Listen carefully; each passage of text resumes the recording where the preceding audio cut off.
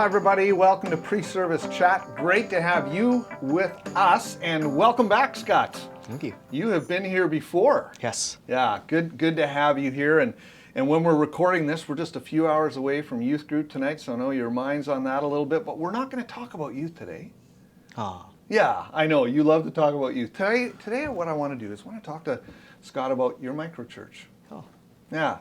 So now, Scott, when COVID hit, we sort of moved into a thing called home church, and you and a few of your friends started meeting with home church. Yes. Yeah.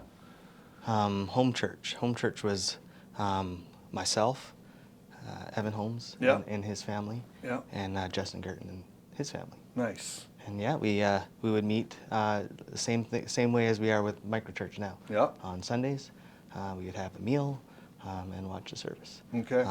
And when COVID was really stupid, sometimes before going. Hold on. Did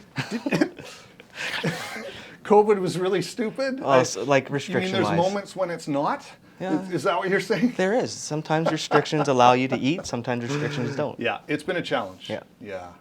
Okay, so you guys started meeting as a home church, and we're finding that to be really great. And then about a year ago, we started talking to the church about this idea of microchurch, and you just continued to lean into that. Is that my understanding? Oh, yeah, definitely. It was actually, as I think of it now, as the church was talking about, hey, let's do microchurch, this is kind of where we're going to be going, we were already like, well, we're already doing it, so let's just keep going. Yeah.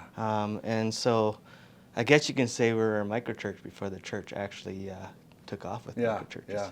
Yeah.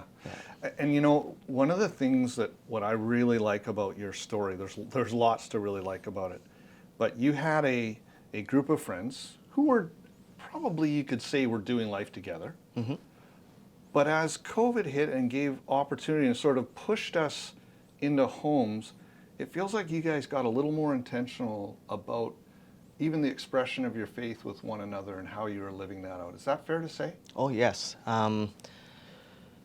As friends are, as friends as me, Justin, and Evan are, we never really got huge into talking about the Bible and talking about different things like that. An occasional topic might come up, and we might talk over that topic, but most of the time we were just guys. We golfed. We went to Marvel movies and watched, did guy things. Right? Went out and sang karaoke because we all love music. Okay. But with Microchurch, it has allowed us to kind of explore each other's faith a little bit more. Yeah. So a little more intentionality has been brought into that. So you kind of started rolling out a little bit about what your microchurch sort of looks like. And you and I were talking earlier, like every microchurch has its unique expression, how they kind of do things. But it might be encouraging for people to hear, hey, just what does yours look like? How does it play out? Okay. On Sundays, we meet between usually 4:30 and 5, and we have dinner. Sometimes it's a fun dinner, create your own pizza sort of thing, or a lot of times it's a simple dinner, sandwiches. But yeah, we get together, we do that. Roll into, we kind of have our own mini worship team. Nice. So no offense to Kim and the team.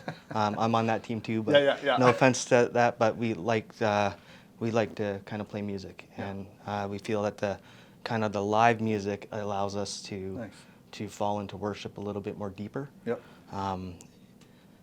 And then after worship is done, we will sit and watch the sermon. Nice. And then once the sermon is complete, we kind of final it off with a song. We pray, and then we're able to talk about what the sermon was about, or what kind of stuck out, what could have been missing. We love Pastor Steve, but we like to talk about what he wears sometimes, and stuff like that, and it's just really cool, right? And then even the kids are involved with the sermon or during the sermon as well. Okay. I told you the story earlier. Yeah, please tell the story. This is great. So we allow the kids to kind of hang out with us. They do worship with us. Sometimes we have to tell the kids, no talking during worship, but we do. but they like art and they love doing things with their hands. So Michaela was during Christmas actually knitting Evan's Christmas present right in front of his face. Yeah. And then Evan got it underneath the tree at Christmas time. It was just like, you were doing that during church? That's amazing. That is so cool. That is so cool. And then, So yeah. you can have, as we were talking earlier, anywhere from probably 4 or 6 or 7 kids. That is so cool. You've figured it out. It's not always easy, but you've figured it out. I want to just touch on lastly here. You guys leaned into a mission, a way to serve, and it was a pretty cool story. Do you mind sharing that? A friend of ours in the community has a daycare, and we kind of poured into the families at the daycare, struggling families at the daycare, and helped them with their Christmas. We bought them diapers for the kids. I believe there was some clothes bought, some toys, gift cards for grocery stores, and really just try to make those families really enjoy their Christmas a little bit more. Yeah, so cool. Linking up with a friend who's got a daycare, and I know you guys prayed about that and came back with ideas. And Scott, thanks so much for sharing about your microchurch. If you want to hear more about it, as you know, you can reach out at office@sanishbaptist.org. Love to talk with you about microchurch. God bless.